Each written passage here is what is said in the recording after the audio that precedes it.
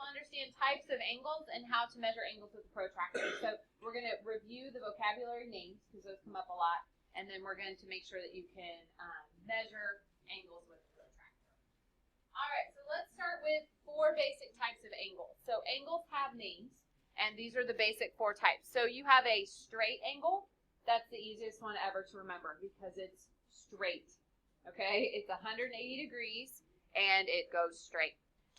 The next one is an obtuse angle, and that means it has to be bigger than 90, but less than the straight angle. Does anyone know a way to remember obtuse angles?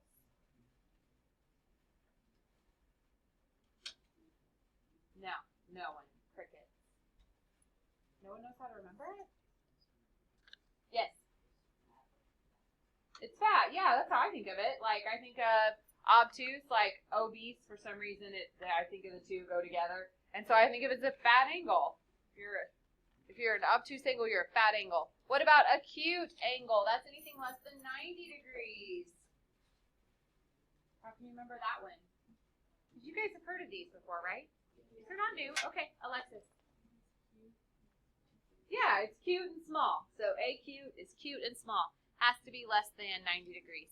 And then you have the famous right angle. And right angles are exactly 90 degrees. Did you have something, Aubrey?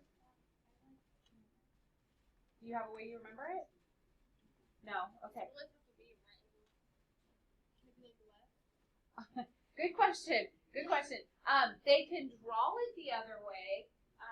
So even if they draw it this, well, that's a horrible 90-degree angle. All right, let's make it a little better. Okay, this would still be called a right angle. So that's a good thing for us to talk about. It has to have the little box that signifies that it's exactly 90. Because even the way I drew it, I'm not sure that would even still be 90.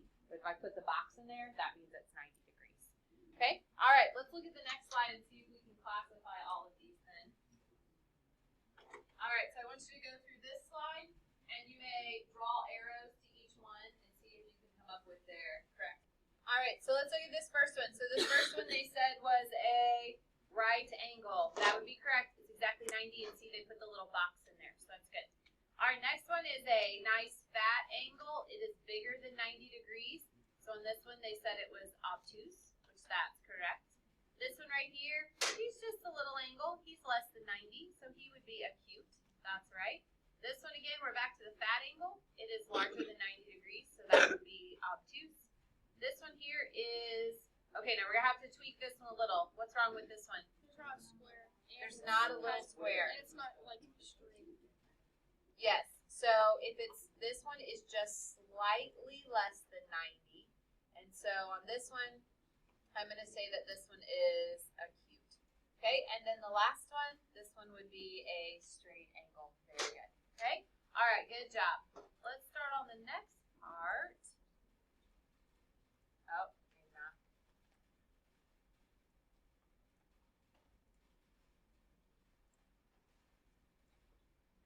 All right, next slide. Let's say you can classify angles as right, acute, obtuse, or straight. Which type of angle is not represented in that diagram?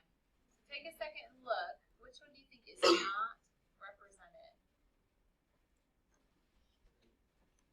Isabel. A right angle, okay? So let's talk about how we can name angles. So I can name this angle right here by saying B. So I start with, say, B, O, A. BOA. And what would the name of that angle be? Acute, right? Good. So acute. All right. So let's name another angle. Can you name another angle on this picture? C. A what? AC. No, you have 3 letters for an angle. AOC. So we could say angle AOC, which is this angle right here. What type of angle is that? That's a straight angle. Okay.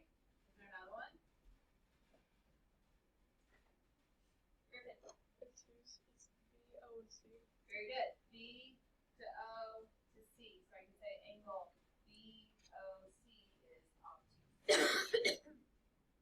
Okay. Because labeling plane angles is something that's going to be important because that's how they're going to show it on your homework. All right, so the next part is not only should we be able to name them, but we have to find their actual angle measure. So we're going to use a protractor. All right, and a protractor looks like this, so let's make sure we understand how to use it. You're going to have to do some practice with one today. It says this angle is formed by two rays and a common endpoint. So all that means is that, here's what I just showed you. Here's your common endpoint, here's a ray, that forms an angle. You can name that angle, and I already showed you. You can name it ABC. You could even name it CBA. But what do you notice about both this one and this one? Kendall?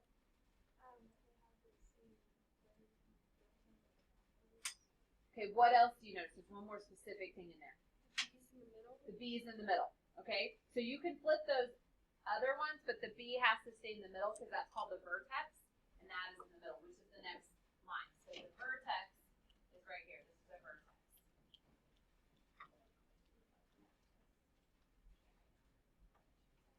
All right, and then so then we go to measure it. Have you guys seen protractors before? Is this something you've done before? Yes. Looks familiar? Okay, so how can you tell if I'm looking at this protractor? Because right here it's sitting between the 130 and 140. So how do I know if this angle is 135? Or how do I know if this angle is 45, which would be here? How do I tell which one to go with? Tegan. Well, the A is sitting right on those two. So how do I know if I would call this 135 or 45? Isabel?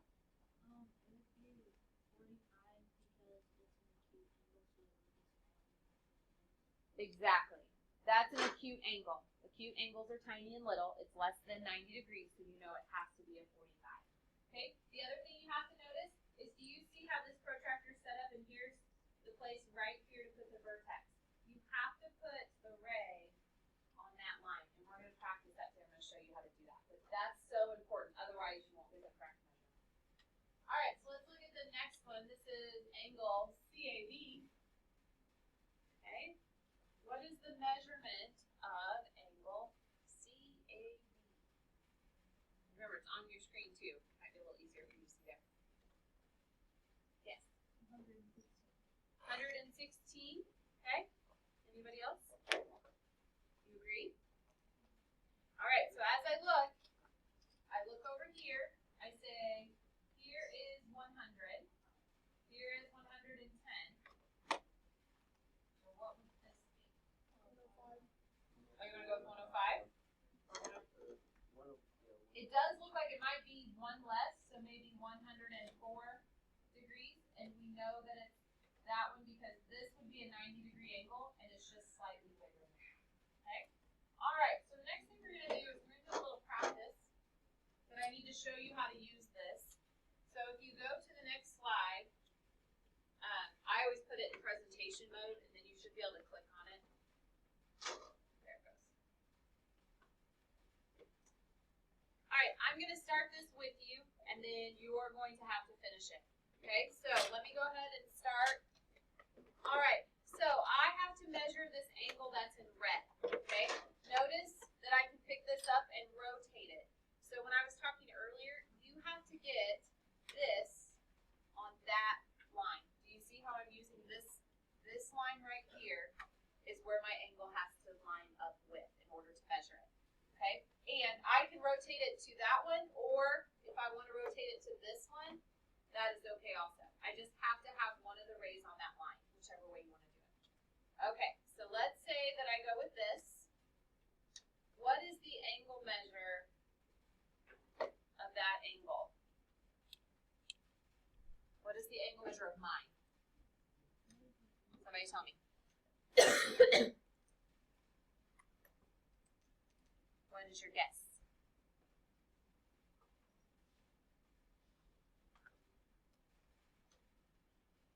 No one should be looking at their computers. Everyone should be looking at my screen. What is your guess for that angle measure? See? 92? Okay, so then what I do is I'm going to type in 92, and then I'm going to check it. Okay? Now, here's what you're going to do next. I'm going to give you a half sheet of paper that you're going to have to fill out. You have to do 10 of these. I'm sure I did not just hear a room full of size.